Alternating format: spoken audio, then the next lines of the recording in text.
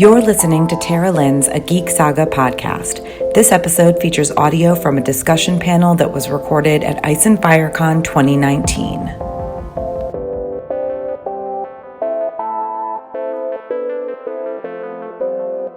And it's fun to compare what we've seen from the show to what we're going to see the next couple books, because George just recently said, not going to be all that different. Now, different in the main strokes. Obviously, there's a big difference between, say, Jon's resurrection in the show versus what we expect in the books. But he'll be resurrected in both. So we're at an exciting time to sort of look at what the show's given us and consider what we think might be coming in the Winds of Winter. And besides a lot of people dying. And I hear tell from, I believe it was Chloe, said that recently Martin actually said that he had oh my God, I'm blanking on the word. He had the book ready to go to a translator, 2 or 3 years ago, and Winds of Winter, and decided to change some things, but so apparently it's a lot closer to being finished than we may have expected. That story. It's one of those, you never know, the translator said something like, oh man. No, I think this was Martin confirming it, but this is coming from Chloe, so. Yeah, shade on the panel. I know, she's not here. I can. As long as you have that report. Oh, yeah. The optimist in me thinks the book will come out either in the fall or next year. I'm with you, too. I'm pretty optimistic about it. I do feel like it's about wrapped up. Yeah. The thing that I saw him at Worldcon last fall in San Jose, and everyone that was there noticed the, ebullient George. He was very feeling himself. He was having fun. He had the wise man hands perched on the belly at the bottom of the beard thing, and he was just eating it up. He did not look like a man struggling and chasing his ghost. He looked like, I'm gonna drop this on y'all motherfuckers, and y'all go. So I just reading the vibes, but I've had a good feeling since then, and I've had a lot of the people that have seen him in the last few months sort of pass along that thing. So I don't think we need to fear too much. I think it's coming. Well, I know that one of the things that both John and I had a very similar number one that we want to see in Winds of Winter. Yours being the fate of Stannis and the Battle of the Ice, and mine being the pink letter conclusions, what's really going on up there. And I was like, oh, this might be too close, but honestly, I think that's kind of. If you're a fan of the North, wanting to know whether or not, or a fan of Stannis, really, Stannis the Manus, wanting to know whether or not that letter of Ramsay's was just complete fabrication or whether there's some truth to it, and what's going on in and just outside of Winterfell is definitely a big thing that I'm excited for. Yes. Same here. I'm a big North fan, obviously Stark. I'm also a big Stannis fan too. I love Standard man, if you will. Yeah, he's a badass. He's a very direct, focused person. I like that. But I don't think that letter is real. I think it's a way to throw Jon off, because I think Jon was gonna go with the Wildlings to help Stannis, and I think Ramsay somehow maybe found that out and wrote a letter to Jon just faking him out, because I want to see this Battle of the Ice, and if the show reflects the books in a way, I think Stannis is going to win and beat the Boltons and take Winterfell. Maybe he gives Winterfell to fake Arya. Maybe he gives it to Jon. I'm not sure, but it's interesting to see what happens after that. Does he convince the Freys to join him when he crosses the Twins? And I want to see how far south he goes into King's Landing. I tend to agree that Stannis his arc is not going to end probably in the show where it does. And if he's going to be involved with either the burning of Shireen or coming along to appreciate what happened after it happened, which is a necessary thing for sure. If Mel burns Shireen, if Mel and Cersei do it, Stannis isn't there. It's very much still Stannis' fault, because he's the one that invited this religion into their house, right? And he's entertained the idea for a long time of burning children. So to me, Stannis' arc cannot end until he takes stock of that. He's either going to be involved in the action or the aftermath. And there at the Wall, Stannis is at Winterfell. So if he dies at Winterfell, I don't see how any of that happens. So I really don't think Stannis is done. Yeah, I think, and sorry, obviously it's a lot of it with the show is gosh, I cannot believe I'm backing the show here. A lot of it's time constraints, but they did really. Stannis's end in the show was I think one of their missteps. It was very blunt and just kind of like bang, bang, bang. He does this, he does this, he does this. He's dead, and I just don't imagine that Martin is going to have him like go that way. But rather like you said, his arc is not over yet, and I can't he's got to get back to the Wall at some point. I think so. And I too am looking forward to that battle. I love all the Night Lamp stuff and the work that Radio Westeros and History of Westeros have done, talking about how that battle is going to go down. I'm definitely looking forward to that one. It's fun to think about. The next book's going to open with basically two crazy battles: the Battle of Fire in Meereen and the Battle of Ice in Winterfell. And I think both of those were intended to be in A Dance with Dragons and simply just did not fit. Yeah. So we're going to start off with a bang. There's even more than that too, because we've got Storm's End. We've got, absolutely. We've got Westerosi Agincourt is coming. We have Euron in the Sunset Sea and going up into Old Town. Absolutely. Yeah. That's ready to go off too. It's going to happen within like the first 250 pages. It's going to be some death, folks. As if we haven't had enough of that. Well, we do need to narrow some of these characters down. That's true. That is true. So anyway, we've talked about the North and Sands. What was one of your things that you're excited to see? Well, so in A Game of Thrones, there's this obscure story. I'm just going to read it to you. It's funny because most of the attention of this myth is referring to the past, but at the end, there's a little prophecy about what's going to happen in the future. Most people haven't noticed. So, he told me the moon was an egg, Khaleesi, the Lyseni girl said. Once there were two moons in the sky, but one wandered too close to the sun and cracked from the heat. 1,000 dragons poured forth, drank the fire of the sun, and that is why dragons breathe flame. One day, the other moon will kiss the sun too, and it will crack, and the dragons will return.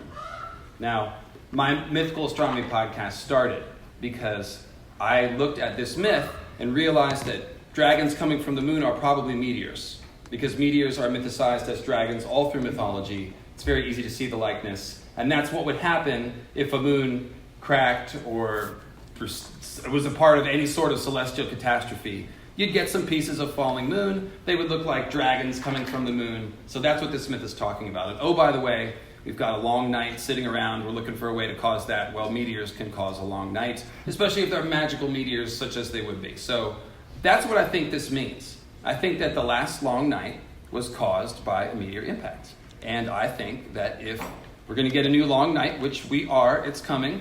The show de-emphasizes this. The sun isn't really hidden. The others just sort of walk around, and it gets cloudy wherever they are. But the real long night, as you know, the sun was hidden for a generation.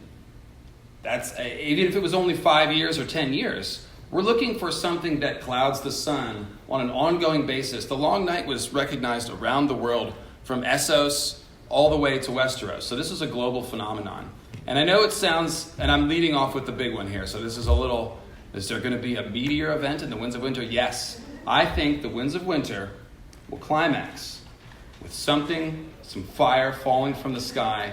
That is going to be the impetus for the destruction of the Wall and causing the new darkness of the long night. We know the new long night is coming.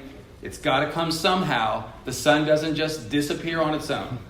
And so this is the mechanism. It's going to be a spectacular mechanism, but essentially it's just going to be the trigger for the new long night. So I could be wrong about that. However, if there is a damn meteor in the Winds of Winter, you heard it here first, or on my live stream somewhere else if I've said it. So I've got more tame, character-driven predictions too, but that is my biggest prediction that I've made in all of my podcasting, and I've got my fingers crossed. It's good. I still haven't decided when I get the new book if I'm going to word search for Comet or just read it and try to find it. But anyways, thank you for indulging me with my personal delusions. But there you go. That's not the craziest thing Any ever. comments on that, guys? What do you think? I like it. Does that sound like fun? Because they've been teasing it and we still haven't got anything. So to end the book with the long night and then book 7 would be like the majority of the book will be that whole thing. Dealing with it, right? It goes. I've always had a theory, and maybe you're the perfect guy for this. That there was 2 moons once in Westeros, and Yeah, I maybe heard that the first moon crashed, and that's what caused the first long night. So That's I what I'm do like talking that about. theory, You're so. singing my song, man. And maybe then we get the night, maybe some Night King talk in Winds of Winter because we haven't had any Night King yet.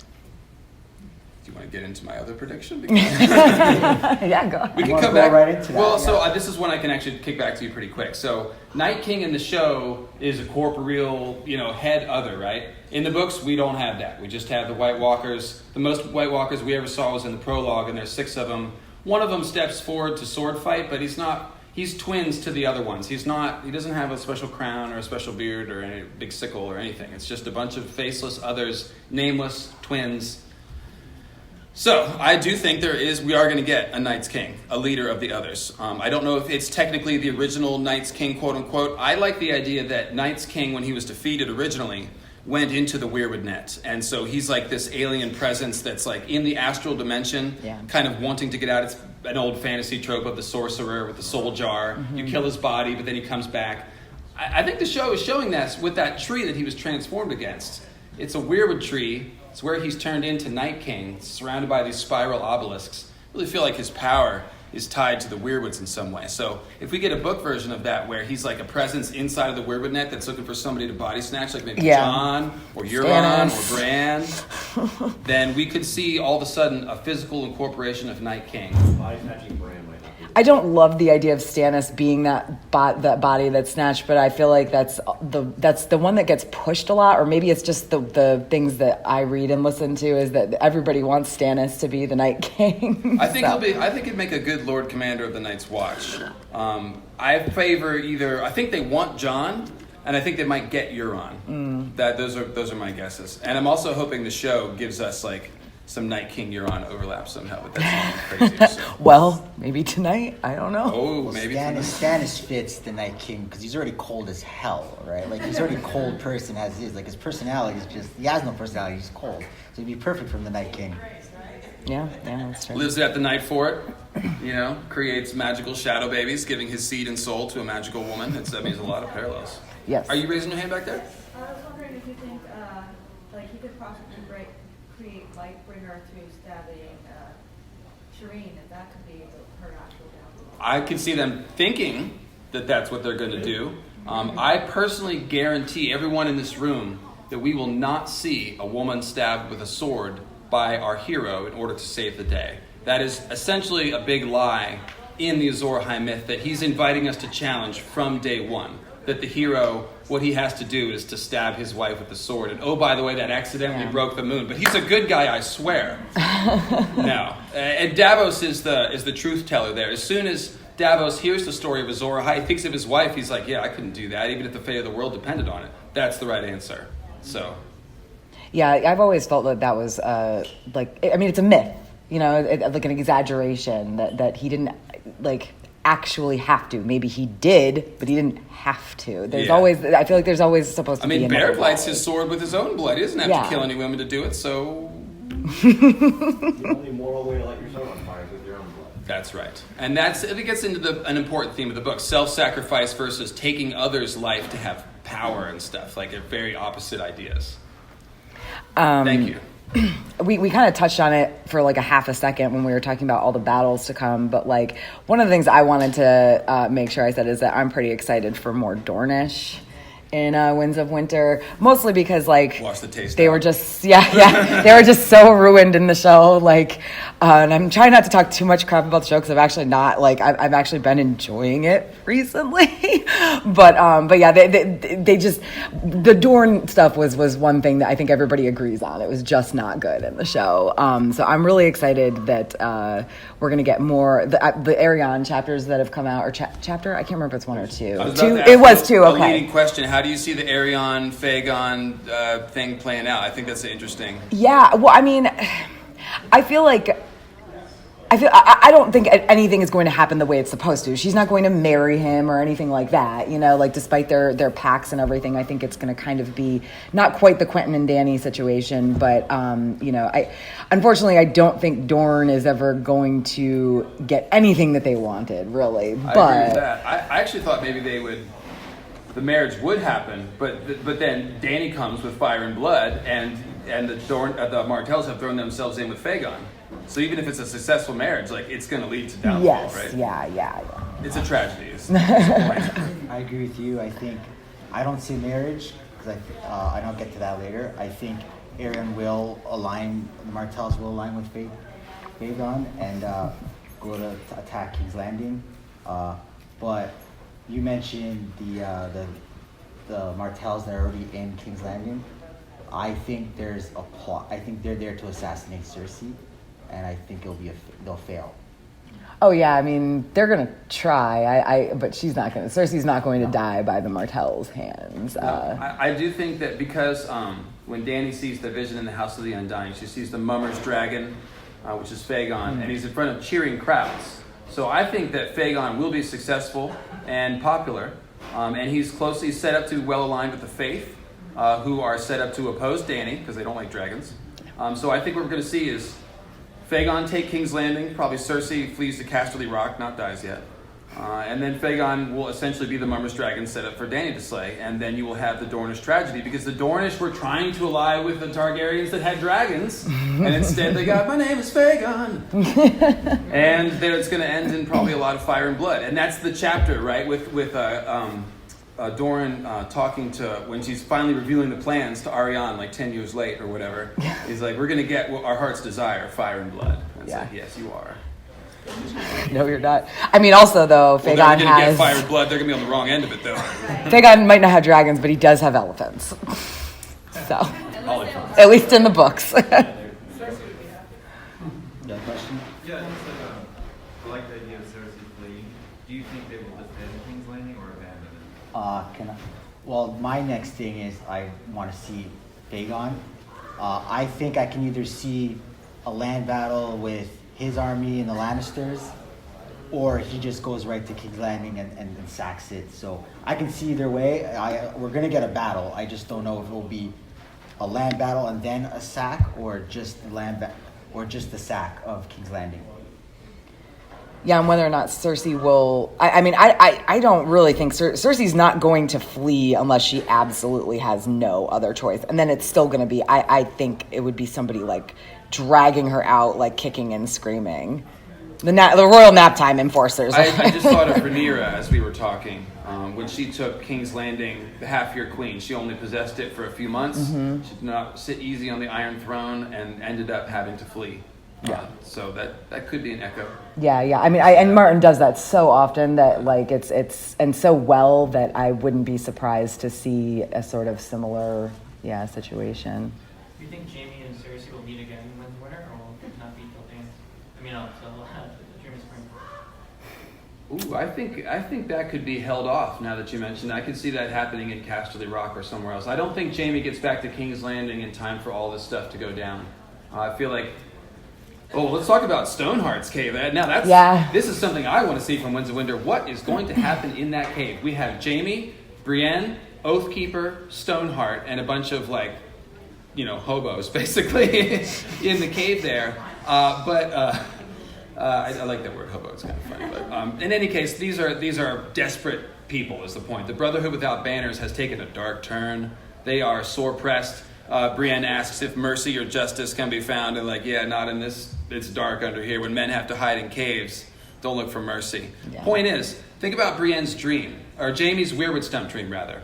You guys probably all remember that. He lays his head on the weirwood stump. He finds himself in the depths of Casterly Rock. It's this watery dungeon place that doesn't really exist in Casterly Rock. And the highlight of it is that he has a flaming sword, and he's there with Brienne, who also has a flaming sword, and the ghosts of Rhaegar and the Kingsguard come out. But guys, this is Jaime and Brienne with flaming swords in a cave. Right now we have Jaime and Brienne with Oathkeeper, which is a Valyrian steel sword, in a cave with a lore person who probably needs to be put out of her misery, and she's running on fire magic. I think odds are not high, but we could see Oathkeeper catch fire. I don't expect Jaime or Brienne to die. They will be leaving the cave. Stoneheart will probably die. I would love to see Oathkeeper take fire. Maybe. I mean, Stoneheart, fiery heart. Like, I don't know. I also I just can't imagine like it's not time for, again, like with the Sand thing, it is not time for Jaime or Brienne to Clearly. die, and they aren't neither one of them is going to kill each other. I can't imagine Brienne having it in her to kill No, Jaime, never. and I mean Jaime, I don't think would ever kill her. So like I can't even imagine them fighting. Nope. Not with their all I mean, anyway.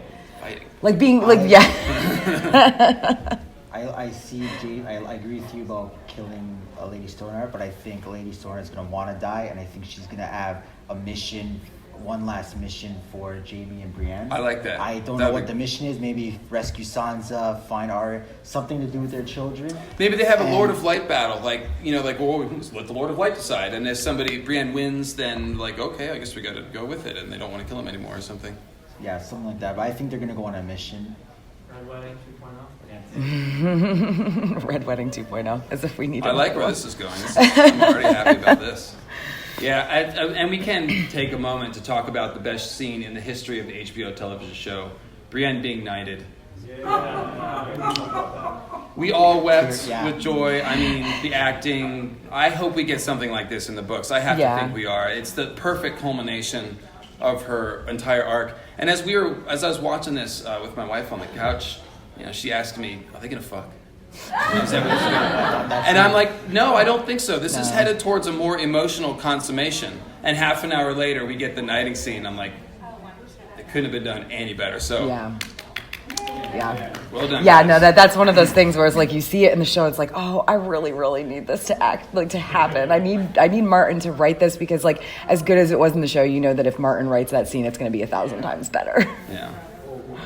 Just what I love a lot about that scene, what I think I'm still looking forward, the fact that it's not really a spoiler necessarily, but I still would love the idea in the books, is that it's such an emotional closure for the Dunk and Egg stories because Dunk never get knighted, right? Like he very clearly lies about that.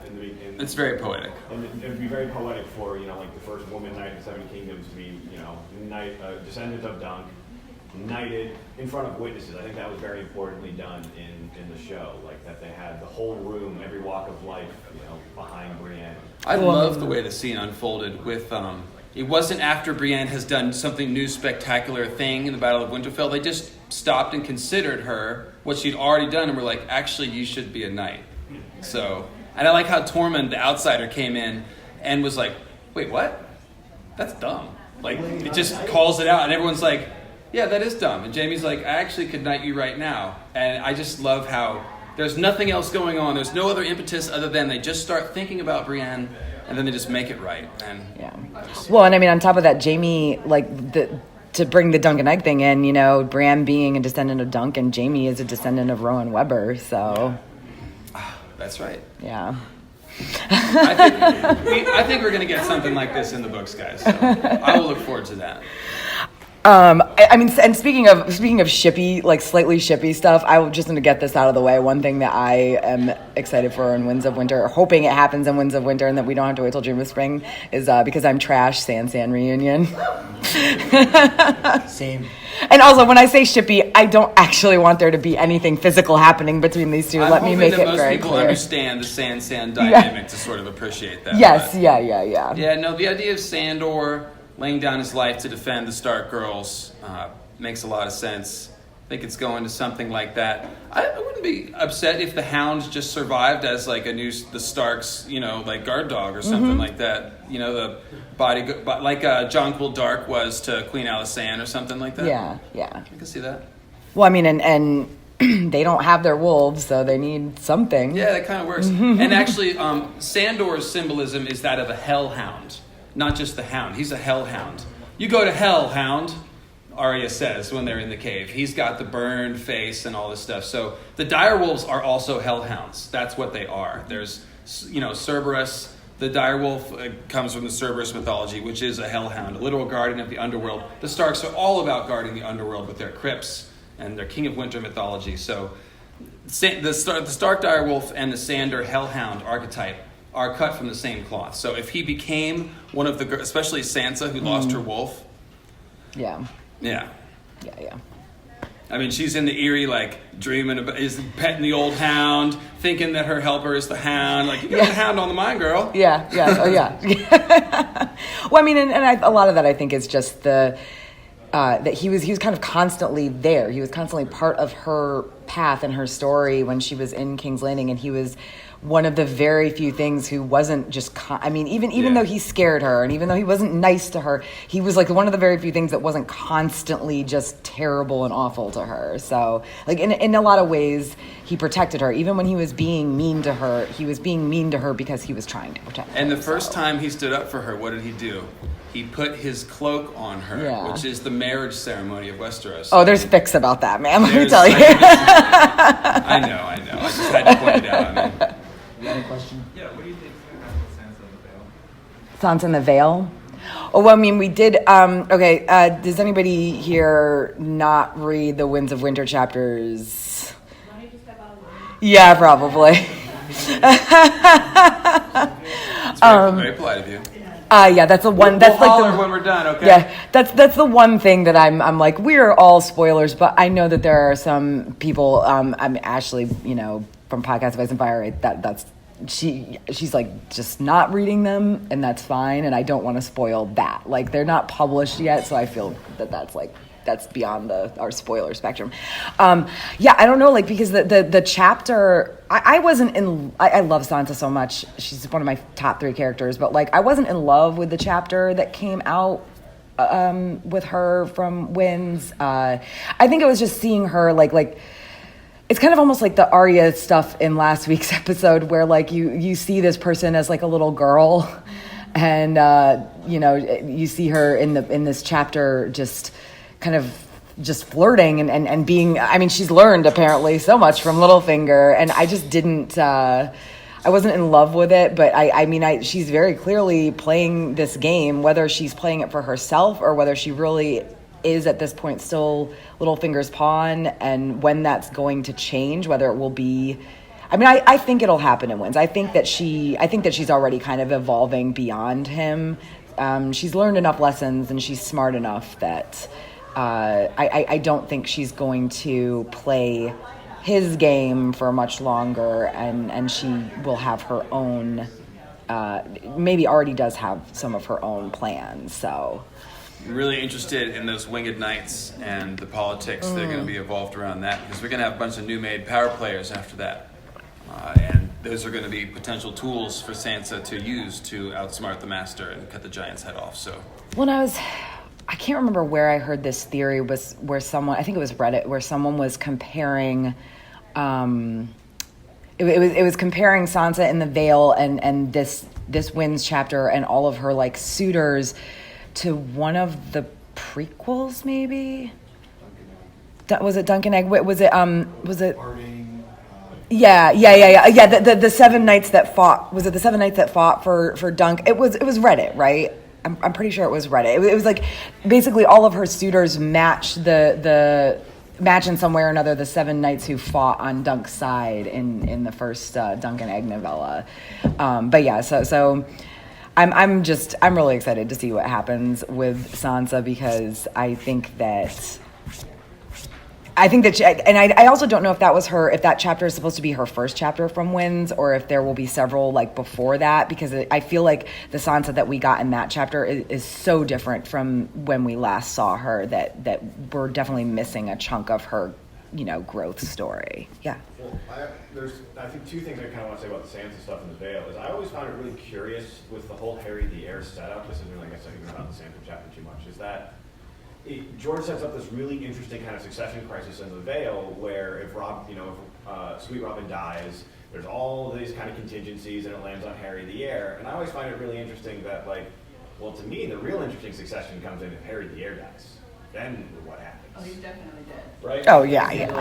The interesting situation isn't about what happened with Sweet Robin dies. There's all this tough evil, and Harry Harding becomes Harry Aaron, and rules the Vale. Is what happens when he dies? There's going to be all sorts of Vale households who have married into the Aarons and things like that. It's probably going to be Littlefinger's move, like his one move too many.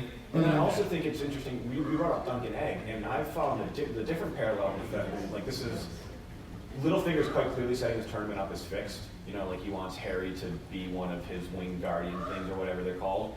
And the only other turning, I think the entire series that we kind of see being actively fixed is in the Mystery Knight, and that does not go well. Like that does not go according to plan for the people trying to fix the. Very true. challenge. Yeah. That's a very good parallel.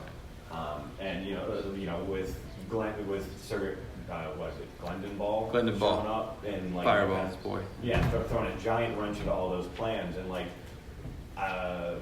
in the sample chapter, I think it was like, Littlefinger has all these different knights lined up that he is paying to lose or whatever, or just kind of trusts to be bad jousters.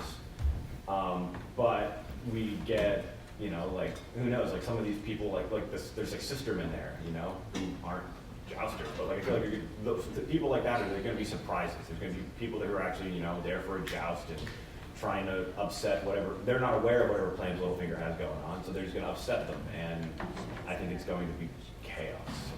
The Mad Mouse is totally a snail. Oh yeah, imagine, exactly, yeah.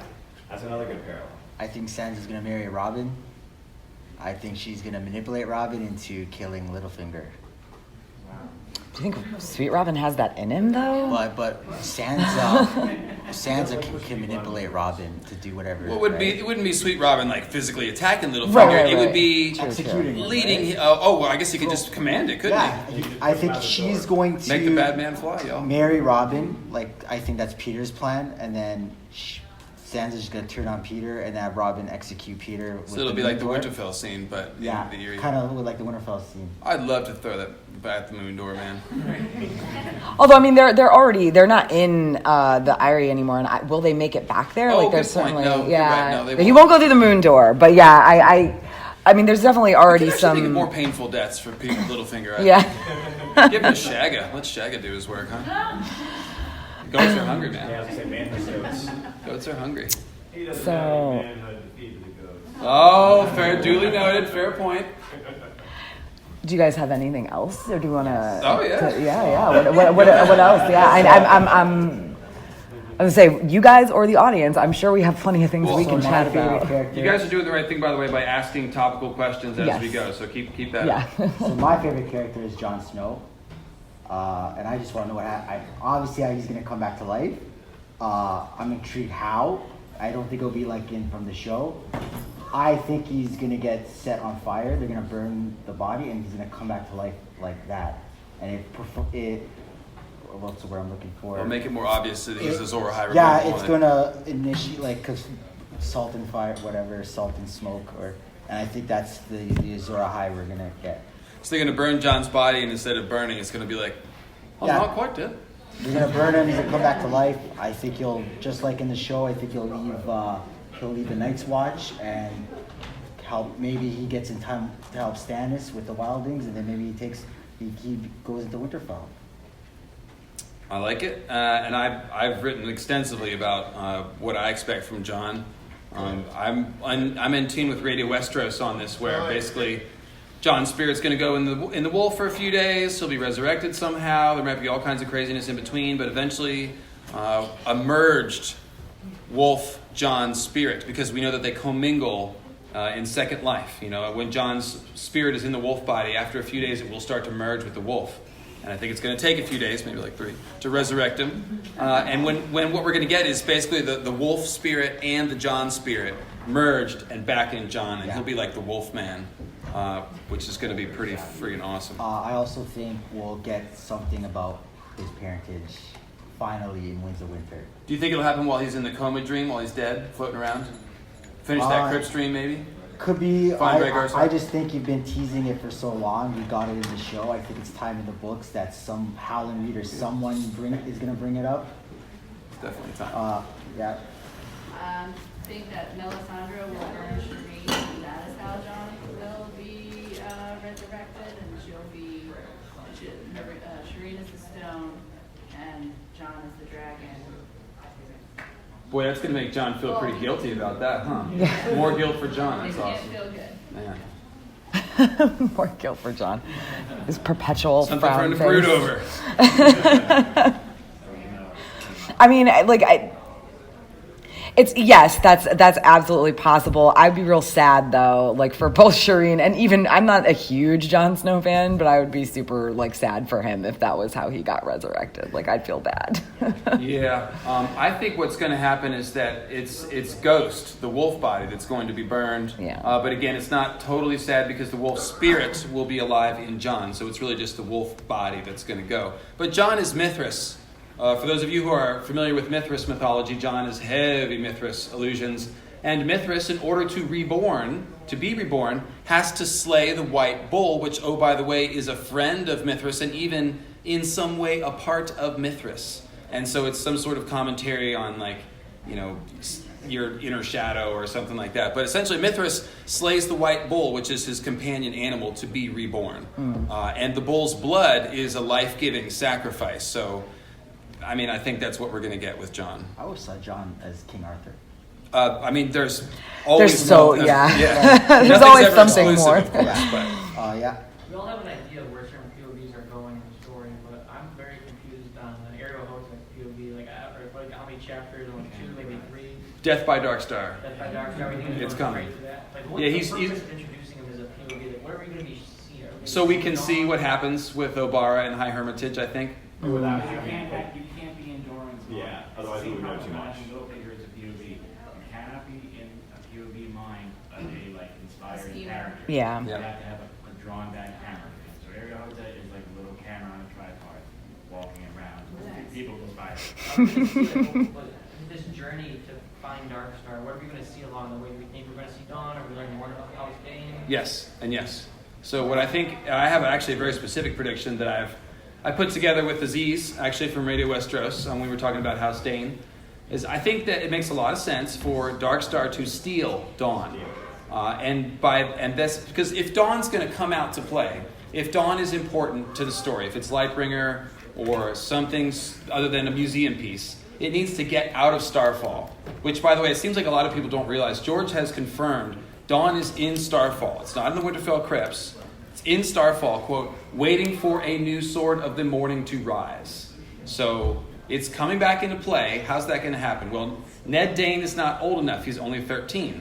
Back when George was going to do the 5-year gap, Ned Dane would have been 17. And he's been training with Beric, an Azor Ahai person with a flaming sword. So if he emerged as a Sword of the Morning with Dawn, has a nice growth spurt, that would have made sense. However, that's different. We don't have a 5-year gap now. And so what I think Martin did is he gave us Darkstar instead. And the reason why Ned Dane and Darkstar are actually interchangeable when they're completely opposite characters is because their only role would ever be to get Dawn out of Starfall and then die. And it will be happen totally different ways, but that's all that was going to happen. Like, Ned Dane is not an important enough character to wield Dawn against the others. He would serve as a way to get it north to Jon or somebody that can use it. And Darkstar can do the same thing. So what you're going to get, and I feel pretty confident in this, Darkstar is going to steal Dawn, then he's going to join Fagon's Kingsguard. Because Fagon is fake Rhaegar, and Darkstar is fake Arthur. And if you're Fagon looking for legitimacy, there's no better sign of legitimacy than a Sword of the Morning Dane with Dawn at your side, just like your dad had. So this has to happen. And if you want to find a way that the Fagon Arianne thing can go up in flames, well, let's put Darkstar in the middle of it. Yeah, Huh? yeah, that's true. And Daemon Sand. So this is where I think that is going. Darkstar is going to steal it, get it out. He'll be killed by somebody that, Darkstar is ripe for killing. And eventually that sword will get into the hands of somebody more important and magical. So Hopefully Frantic Man kills him just like Arthur Dane. Yes. I'm on board. I think Jon Snow will wield Sword of the Morning. Call me a fanboy. Because I think there's something more to that thing where it says, like, the greatest. You have to, like, what is it called? I'm mind blanking here. Like, you have to be like the Sword of the Morning. You gotta be worthy. It's gotta Yeah, be worthy. yeah. I think it has something to do with, like, no one could just wield it. I think there's, like, magic involved, like, because anyone who wields that is automatically the best swordsman of their era. So I think just grabbing it, and I don't think that works. I think you have to, like, the sword chooses the warrior, and I think Jon, you hear the term rise of Sword of the Morning. Jon's rising from the dead. He's a Azor Ahai. If Dawn is like if Sword of the Morning's Lightbringer, so it's. So check this out.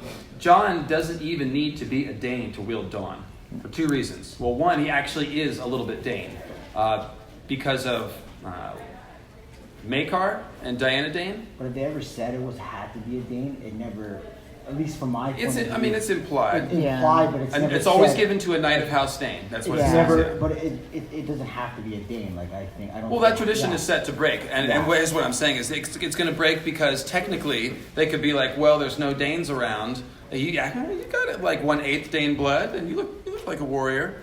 That could be used as a justification, but really, what I think is that the Sword of the Morning, if it was Lightbringer, then it was used by the last hero, right? Yeah. Right, with me? Not doing tinfoil yet. So the last hero was probably a Stark, right? How else, right?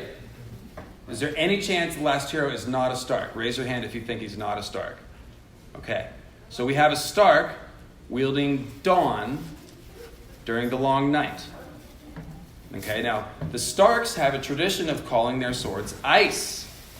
Now it's a black Valyrian steel sword. The sword's only 400 years old, but the name is older still, dating back to the Age of Heroes, meaning thousands of years in the past. So the Starks, guys, have an 8,000-year-old tradition of naming their swords ice. How did this start? Again, the last hero was probably a Stark and may have wielded Dawn, a giant white sword. What would you call a giant white sword? You might call it ice, especially if it is unbreakable and can kill ice demons and it can withstand the cold. You're like, this is the coldest ice around. So guys, Dawn originally was the first ice of House Stark. The Danes are stewards, like the stewards of Gondor, and eventually what we will see is a return of ice to House Stark. And so Jon will be the Sword of the Morning, and he'll be wielding the real ice. There's some tinfoil for you. What do you think? Who do you think is going to end up with Longclaw in that case? I mean, I agree that Jon's... Maybe Jorah redemption arc. Yeah. Kind of makes sense, maybe. Or a worthy passed along to somebody else. Maybe it gets broken by White Walker freaky magic. I don't know. Yeah. Over there. Are we going to get House Dane's words if you guys have predictions on what those words Let's all take a guess. What do you guys think? And yes, I would think we'll get them. I have no idea what their house words are or would be. I'm too tired to come up with stuff. But yes, I think we'll get them. The ones that I'm not sure that we'll ever get are the phrase. But God, I hope so. I really want. We're not really morning people, actually. Actually, Laura Brown just got an email from Elio Garcia about the words of House Dane, and George has written them and shared them. He wasn't happy with them, but Elio told us that he does expect them to appear in Winds of Winter. Whatever they are, they're going to be really on the nose. Like, we guard ice for the Starks, or the Guardians of Ice. You know? Or literally something with the word steward in it. Yeah. Would be great. I'm sorry. Right, and Yeah. it could be something very like thematically on point. We bring the dawn. That sounds like some sort of sports chant. Oh, did we? Oh, you came back in. Okay, sorry. I told you we were going to tell you when we were done with the Elaine spoilers. Okay. Thank you, someone.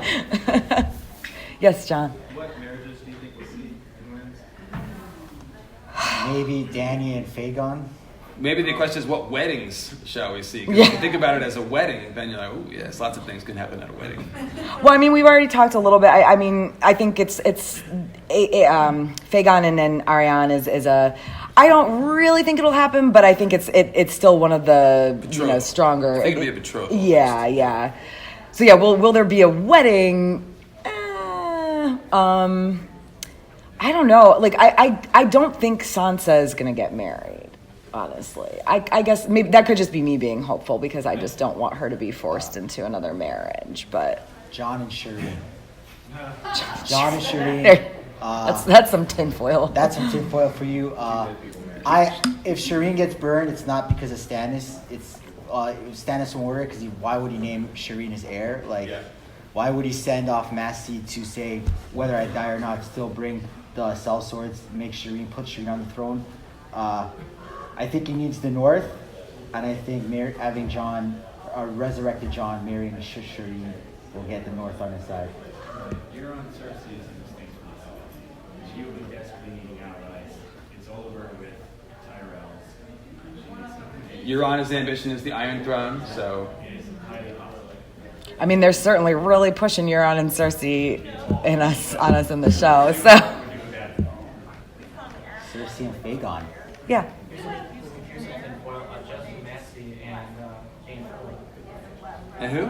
Justin Massey and Jane Poole. Oh, okay. That's not crazy. No, yeah. That's cool. Aziz approves. So.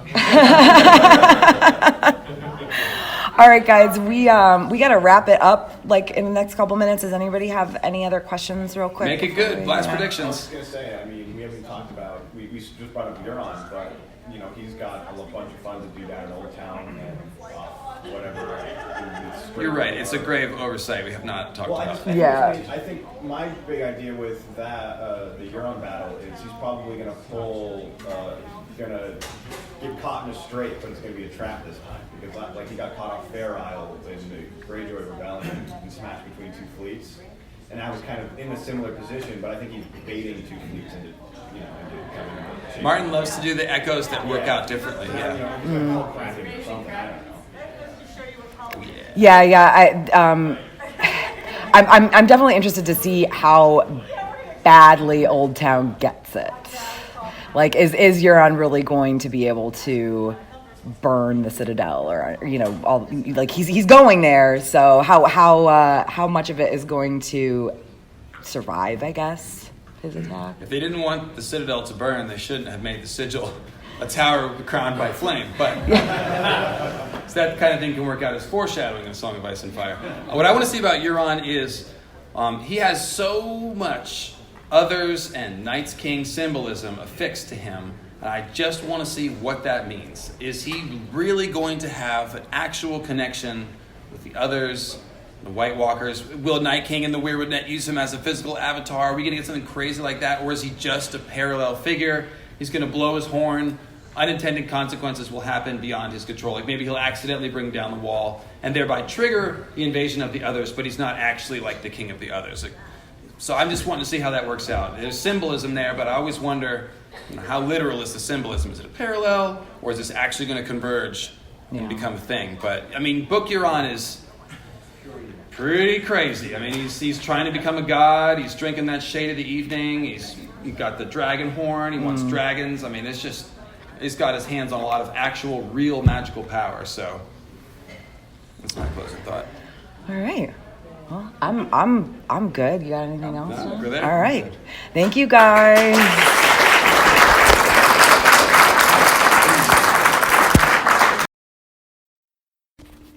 Thank you for listening to Tara Lynne's A Geek Saga podcast. If you like what you heard, please check out my website, ageeksaga.com, or consider supporting me on Patreon at patreon.com/ageeksaga.